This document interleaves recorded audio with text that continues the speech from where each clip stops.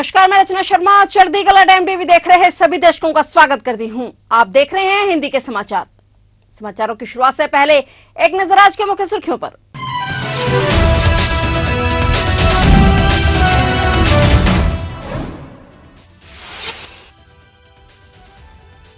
आज देश भर में मनाया जा रहा 78वां स्वतंत्रता दिवस। सीपीएम मोदी ने लाल किले पर 11वीं बार फहराया तिरंगा। आजादी के दीवानों को आज याद कर रहा देश।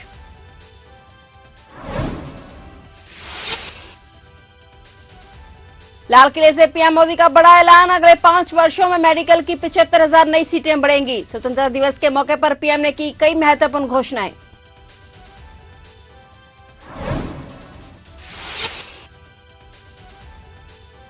सीएम भगवंत मान ने जालंधर में फहराया तिरंगा। सीएम मान ने पंजाबियों को दिया संदेश। मुख्यमंत्री भगवंत मान ने गुरु गोबिंद सिंह स्टेडियम में किया ध्वजारोहण।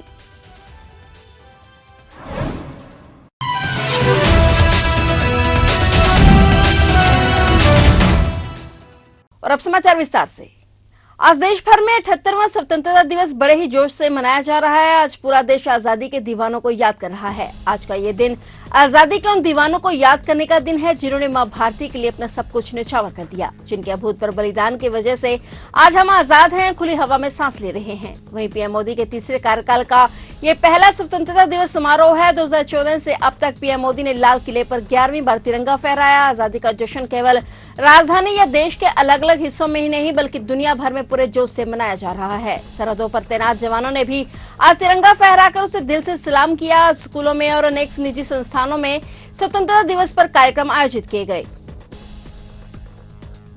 स्वतंत्रता दिवस के मौके पर दिल्ली के लाल किले से प्रधानमंत्री नरेंद्र मोदी ने एक महत्वपूर्ण घोषणा की है। उन्होंने कहा कि अगले 5 सालों में भारत में मेडिकल की 75,000 नई सीटें जोड़ी जाएंगी। यह कदम स्वास्थ्य क्षेत्र में सुधार और युवाओं को चिकित्सा क्षेत्र की शिक्षा के बेहतर अवसर प्रदान करने के उद्देश्य से उठाया जा रहा है। प्रधानमंत्री मोदी ने बताया कि पिछले 10 वर्षों में मेडिकल सीटों की संख्या लगभग 1 लाख तक बढ़ गई है, लेकिन हर साल लगभग 25,000 भारतीय छात्र चिकित्सा शिक्षा के लिए विदेश जाते हैं। यह संख्या चिंताजनक है, इसलिए सरकार ने यह निर्णय लिया है कि अगले 5 सालों में मेडिकल सीटों की संख्या को 75,000 बढ़ाया जाएगा। इस कदम से भारत में चिकित्सा शिक्षा के अवसरों में सुधार होगा और अधिक युवाओं को उच्च गुणवत्ता वाली चिकित्सा शिक्षा मिल सकेगी। प्रधानमंत्री ने यह भी उल्लेख किया कि एक स्वस्थ भारत का सपना सिर्फ चिकित्सा सेवाओं तक सीमित नहीं है। इसके लिए उन्होंने राष्ट्रीय पोषण मिशन तक शुरू किया है, जो बच्चों के सही पोषण पर ध्यान केंद्रित करेगा। इसके अलावा पीएम मोदी ने महिलाओं के खिलाफ हो रहे अत्याचार पर भी गहरी चिंता जताई। प्रधानमंत्री मोदी का यह संबोधन न केवल चिकित्सा शिक्षा में सुधार की दिशा में एक बड़ा कदम है, बल्कि महिलाओं की सुरक्षा, समाज में न्याय की सुनिश्चितता के लिए भी एक महत्वपूर्ण संदेश है। मेरे देश के युवाओं को अब धीरे धीरे चलने का इरादा नहीं है। मेरा देश का नौजवान इंक्रीमेंटल प्रगति में विश्वास नहीं करता। मेरा देश का नौजवान छलांग मारने के मूड में है। वो छलांग मार के नई सिद्धियों को प्राप्त करने के मूड में है। मैं कहना चाहूंगा, भारत के लिए गोल्डन एरा है। वैश्विक परिस्थितियों की तुलना में भी देखें, ये गोल्डन एरा है। ये हमारा स्वर्णिम कालखंड है। मेरे प्यारे देशवासियों, ये अवसर हमें जाने नहीं देना है। ये मौका हमें जाने नहीं देना चाहिए और इसी मौके को पकड़ करके अपने सपने और संकल्पों को लेकर के चल पड़ेंगे तो हम देश की स्वर्णिम भारत की जो अपेक्षा और हमें विकसित भारत का 2047 का लक्ष्य हम पूरा करके रहेंगे। हम सदियों की बेड़ियों को तोड़ करके निकले हैं। आज टूरिज्म का क्षेत्र हो, एमएसएमई का क्षेत्र हो, एजुकेशन हो, हेल्थ सेक्टर हो, ट्रांसपोर्ट सेक्टर हो, खेती और किसानी का सेक्टर हो, हर सेक्टर में एक नया आधुनिक सिस्टम बन रहा है। हम विश्व की बेस्ट प्रैक्टिसेस को भी आगे देख रखते हुए हम हमारे देश की परिस्थितियों के अनुसार आगे बढ़ना चाहते हैं। हर सेक्टर में आधुनिकता की जरूरत है, नएपन की जरूरत है, टेक्नोलॉजी को जोड़ने की जरूरत है और हर सेक्टर में हमारी नई नीतियों के कारण इन सारे क्षेत्रों में एक नया सपोर्ट मिल रहा है, नई ताकत मिल रही है। लोकसभा में विपक्ष के नेता राहुल गांधी आज 15 अगस्त को नई दिल्ली के लाल किले में स्वतंत्रता दिवस समारोह में शामिल हुए, जहां प्रधानमंत्री नरेंद्र मोदी ने राष्ट्र को संबोधित किया। यह 10 साल में पहली बार था कि विपक्ष के किसी नेता ने स्वतंत्रता दिवस समारोह में भाग लिया, क्योंकि यह पद पहले खाली था। 2014 से 2024 तक लोकसभा में विपक्ष के नेता का पद किसी ने नहीं संभाला, क्योंकि किसी भी विपक्षी दल के पास आवश्यक संख्या में सांसद नहीं थे। लोकसभा चुनाव में कांग्रेस के सांसदों की संख्या में सुधार के बाद 25 जून को कांग्रेस नेता राहुल गांधी को विपक्ष का नेता नियुक्त किया गया था। यह स्वतंत्रता दिवस विकसित भारत विषय 2047 तक भारत को एक विकसित राष्ट्र में बदलने के सरकार के दृष्टिकोण के रूप है और स्वतंत्रता की पहली वर्षगांठ 15 अगस्त 1948 को मनाई गई थी, जो स्वतंत्रता के पूरे वर्ष का प्रतीक है और इसलिए 2024 तक भारत की आजादी के 70 साल पूरे हो गए हैं। पंजाब के मुख्यमंत्री भगवंत मान ने आज जालंधर के गुरु गोबिंद सिंह स्टेडियम में ध्वजारोहण किया। इस दौरान पंजाब के डीजीपी गौरव यादव भी मौजूद रहे। पंजाब के लोगों के नाम अपने संदेश में मुख्यमंत्री भगवंत मान ने कहा कि देश की आजादी में जितने भी आंदोलन हुए उनमें पंजाबियों ने आगे होकर अहम भूमिका निभाई। मान ने कहा कि आज का दिन बड़ी कीमतें अदा करके हासिल हुआ है। आजादी हमें बहुत महंगी पड़ी है, लेकिन इसके बावजूद पंजाबियों ने देश के विकास में जो योगदान दिया है उसकी मिसाल दुनिया में कभी भी नहीं मिल सकती। और पंजाब के किसानों ने धरती खोदकर सोना उगाया, जिससे देश का अनाज भंडार भी छोटा हो गया। जहां से हम कभी अनाज लेते थे, आज हम उन्हीं देशों को अनाज दे रहे हैं। उन्होंने कहा कि हमने शहीद के गांव में जाकर शपथ ली थी और इसके साथ ही हमें अपनी जिम्मेवारी का एहसास रहता है। मालवा नहर बनाई जा रही है। आजादी के बाद आज तक एक भी नहर नहीं चली। यह नहर 2 लाख एकड़ जमीन की लाइफलाइन साबित होगी।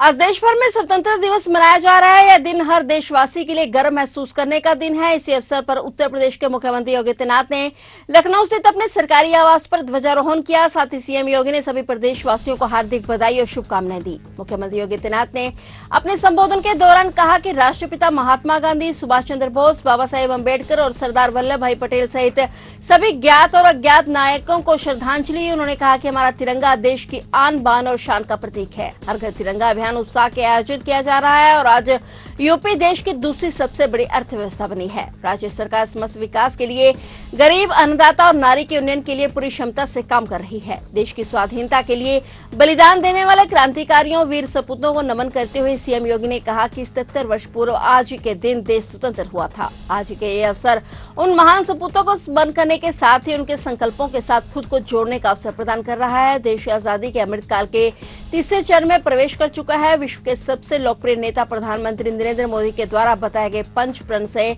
हमें जुड़ना होगा। आज उत्तर प्रदेश देश की जीडीपी में 9.2% से अधिक का योगदान देकर के भारत के ग्रोथ इंजन बनने की दिशा में पूरी प्रतिबद्धता के साथ कार्य कर रहा है। इन 7 वर्षों में उत्तर प्रदेश ने सुरक्षा का एक मॉडल दिया। इन 7 वर्षों में उत्तर प्रदेश ने इंफ्रास्ट्रक्चर का एक मॉडल दिया। इन 7 वर्षों में उत्तर प्रदेश ने देश के सामने प्रधानमंत्री मोदी जी के संकल्पों को,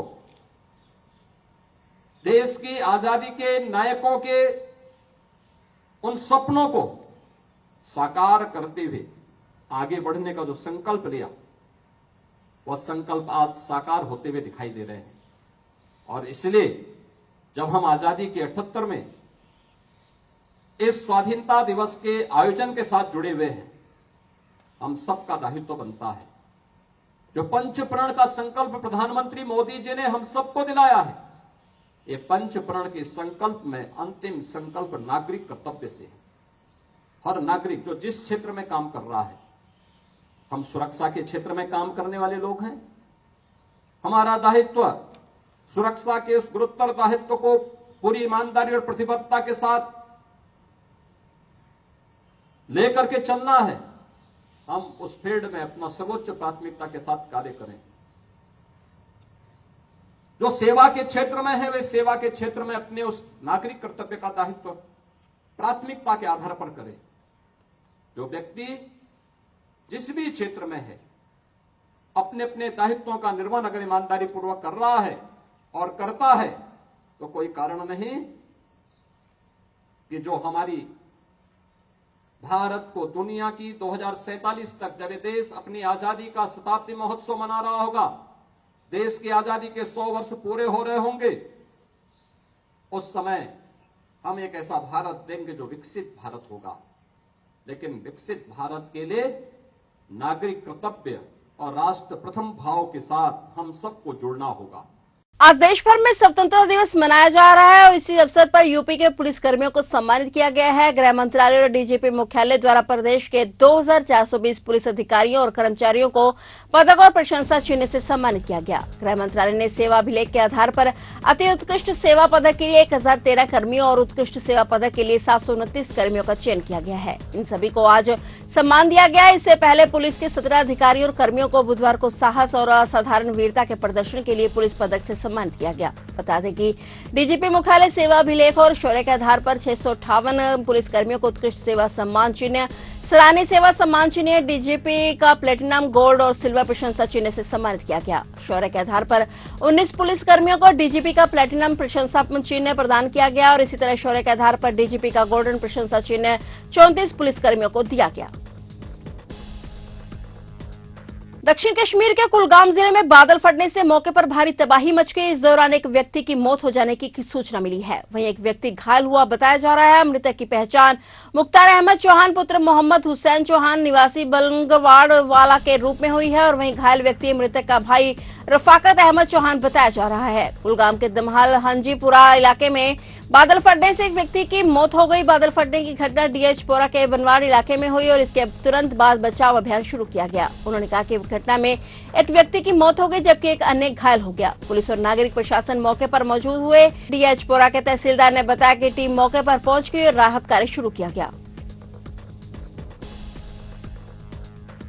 इलाहाबाद उच्च न्यायालय की लखनऊ पीठ ने भारतीय जनता पार्टी की नेता मेनका गांधी की सुल्तानपुर से समाजवादी पार्टी के सांसद राम भुआल निषाद के निर्वाचन को चुनौती देने वाली याचिका खारिज कर दी है। पीठ ने कहा कि याचिका ऐसे मामलों को दायर करने की वैधानिक अवधि 45 दिन का समय सीमा के बाद दायर की गई थी और इसलिए याचिका पर गुण दोष के आधार पर सुनवाई नहीं की जा सकती। न्यायमूर्ति राजन राय की पीठ ने मेनका द्वारा दायर चुनाव याचिका पर फैसला सुनाया। पीठ ने याचिका की स्वीकार्यता के संबंध में 5 अगस्त को अपना आदेश सुरक्षित रख लिया था।